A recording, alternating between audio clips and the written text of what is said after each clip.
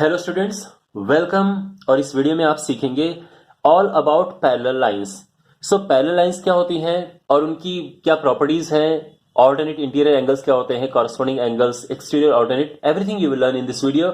So let's start. First of all, parallel lines क्या होती हैं? देखो, ये एक लाइन है ए बी और एक ये दूसरी लाइन है सी डी। अगर ये लाइन जो है कभी एक दूसरे को मीट नहीं करेंगी तो इन्हें हम पैरेलल लाइंस कहेंगे।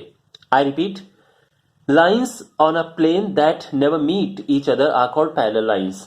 तो ये दो लाइन है, ये एक दूसरे को, ये सेम प्लेन में होनी चाहिए फर्स्ट ऑफ ऑल, और फिर ये एक दूसरे को कभी मीट ना करे। सेम प्लेन का मतलब ये है, देखो, अगर मैं इन दो लाइंस की बात करूंगा तो ये कभी नहीं मीट करेंगी, लेकिन इसका मतलब ये नहीं कि ये पैरेलल लाइंस हैं। ओके, अब ये पैरेलल लाइंस हैं क्योंकि ये सेम प्लेन में है और एक दूसरे को कभी मीट नहीं करेंगी। तो पैरेलल लाइन समझ आ गया?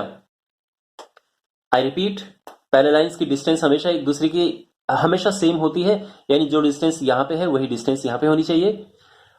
एंड दे नेवर मीट, या फिर हम ये कह सकते हैं they meet at infinity. Okay, तो इंफिनिटी मीन्स लाइन को कभी मीट नहीं करते हैं। तो ये पैरेलल लाइन समझ आ गया। अब ये लाइन है, दिस इज ट्रांसवर्सल लाइन, तो इसको नाम दे देते हैं ई एफ। ये जो ट्रांसवर्सल लाइन है ये इन दोनों को कट करती है इस पॉइंट पे, ठीक है। इनको नाम दे सकते हैं, ये हो गया जी और ये है H. This is called transversal line.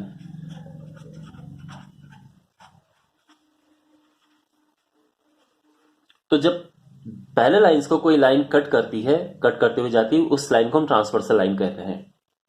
अब जो इसमें इन एंगल्स को नाम दे देते हैं, यह है angle 1, this is angle 2, angle 3, angle 4। Okay, now angle 5, 6, 7, 8। तो ये जो है ये हमारे पास एंगल्स हैं। अब इसमें देखिए, जो एंगल्स एक ही डायरेक्शन में फेस कर रहे हैं उनको हम कहते हैं कॉरस्पॉन्डिंग एंगल्स। सो ये समझो कि यहां पे कोई चीज है और उसको दो एंगल देख रहे हैं, तो इस चीज को कौन देख रहा है? इस चीज को एक ये देख रहा है और एक ये देख रहा है, ठीक है। So angle 1 is equal to angle 5, ठीक है। ये और ये इक्वल होंगे। Angle 2 is equal to angle 6। अब ये दोनों एक ही तरफ देख रहे हैं तो ये भी कॉरस्पॉन्डिंग एंगल्स होंगे। Angle 3 is equal to angle 7, यानी ये दोनों इक्वल होंगे। And angle 4 is equal to angle 8, और ये सब हैं, इनको हम क्या कहेंगे?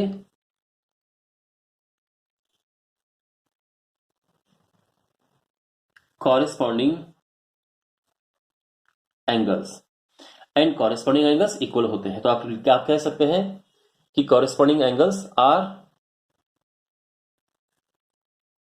इक्वल। ये समझ आ गया? सो ये तो है corresponding angles. I repeat, this and this, this and this, this and this and this and this. Okay, same ही तरफ देखें। उसके बाद alternate interior angles, alternate interior angles. So alternate interior angles again ये इक्वल होते हैं।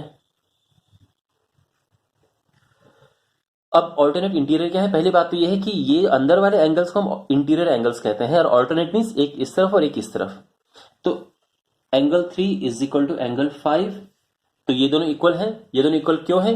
क्योंकि ये ऑल्टरनेट इंटीरियर एंगल्स हैं, ठीक है। इसके बाद angle 2 is equal to angle 8, तो ये क्यों इक्वल है? आप जब आप क्वेश्चंस करेंगे तो उसमें आपको एक लिखना होगा, आपको लिखना होगा कि alternate interior angles are equal. ये आप क्वेश्चन करते हुए जब आप ये लिखेंगे तो आपको वहां पे रीजन भी लिखना होगा कि क्यों, तो ये प्रॉपर आप इस तरह से लिखेंगे। So this is equal to this and this equal to this. Next हमारे पास है exterior alternate angle. Okay, exterior alternate या फिर ऑल्टरनेट एक्सटीरियर हम कैसे भी कह सकते हैं,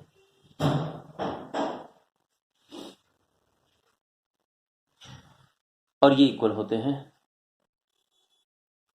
ओके, सो अगर हम बात करें इन एंगल्स की, जो बाहर के एंगल हैं 1, 4, 7, 6, तो ये एक्सटीरियर एंगल्स हैं।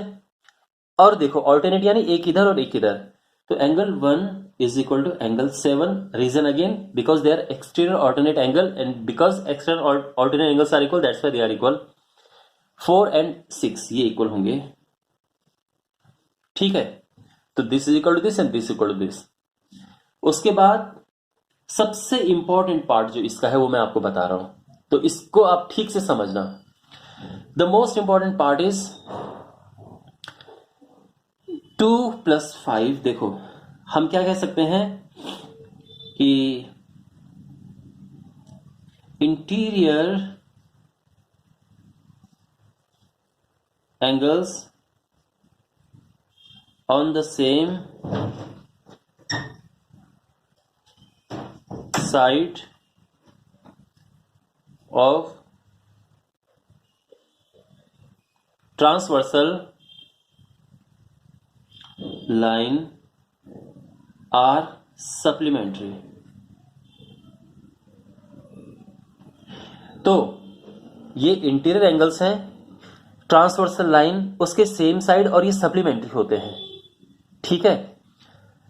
इसका मतलब ये है कि 2 और 5 का प्लस करेंगे तो ये 180 डिग्री होगा। एंगल 3 और एंगल 8 को प्लस करेंगे तो ये भी 180 डिग्री होगा।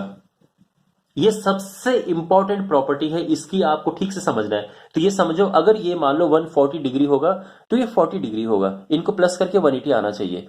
ये सबसे ज्यादा हेल्पफुल आपकी ये ट्रिक है, और इसमें ऑफन स्टूडेंट्स कंफ्यूज होते हैं, तो आपको ध्यान रखना है। इन्हें हम को इंटीरियर एंगल्स भी कहते हैं, को interior angles. Okay, so this plus this 180, this plus this 180। साथ साथ में ऑब्वियसली आपको पता है कि 1 इज इक्वल टू 3 है एंड 2 इज इक्वल टू 4 है।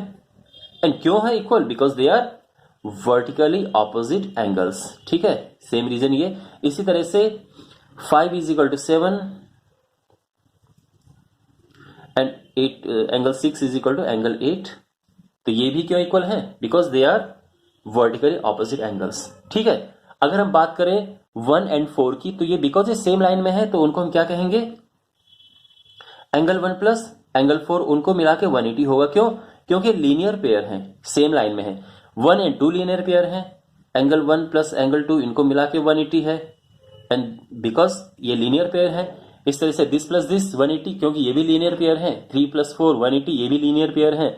This plus this 180 because linear pair, ठीक है ना। तो ये linear pair. So I hope आपको ये सब समझ आ गया होगा। इसमें क्वेश्चंस आते हैं काफी।